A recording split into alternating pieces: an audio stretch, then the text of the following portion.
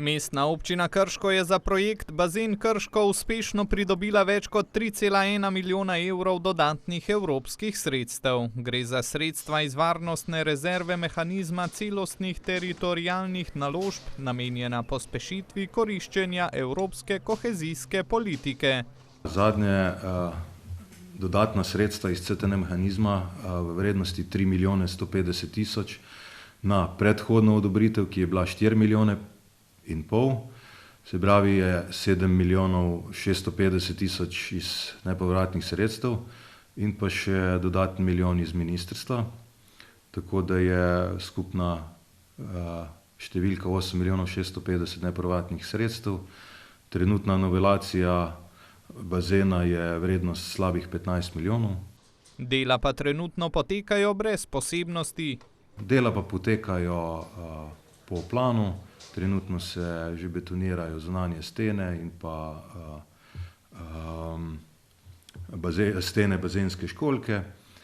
Predvidevamo, da če bo vse po planu, tako kot zdaj poteka, da do konca leta je bazen pod streho.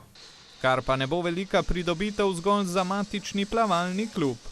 Nov bazen sigurno pomeni veliko pridobitev, tako za plavanje kot za vse ostale panoge športne, ki se ukvarjamo z aktivnostjo v vodi, in pa seveda tudi za rekreativce. Vsi, ki si bojo želeli plavati v bazenu oziroma se tako rekreirati, vsi, ki bodo želeli telovadbo v bazenu, starejši, mlajši, mladostniki, nosečnice, vse te vsebine se bodo zdaj v novem bazenu lahko izvajale.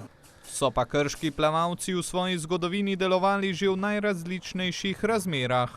Če pogledamo skozi zgodovino, smo v Krškem doživeli vse možne pogoje. Od najboljših v državi, kot sem rekel, na naši slavnostni akademiji ob otvoritvi oziroma ustanovitvi kluba, ob novem bazenu, ki je bil takrat edini z ogrevano toplo vodo oziroma ogrevano vodo v Jugoslaviji.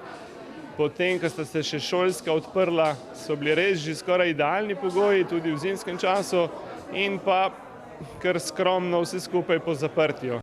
Tako bodo v klubu veliko lažje izvajali svoje temeljno poslanstvo.